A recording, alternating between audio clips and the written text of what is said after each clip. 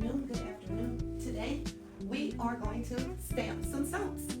And these are some of the soaps that I had to remake because of me making a mistake on my soap, which was ruined. I don't even want to talk about that anymore.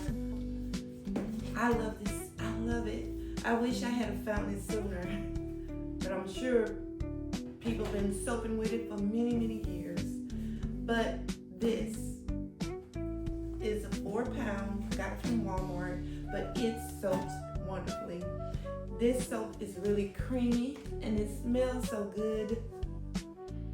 Guys, just look. Look how creamy. It even looks creamy. Okay, so today we are gonna be stamping the soap. So here we go. It makes a bunch of rackets, so I'm sorry, but I purchased this from Amazon and I don't know what company. I forgot what company, but this is a great stamp. I changed my little logo and I really need to put that back on there, but that's what I did.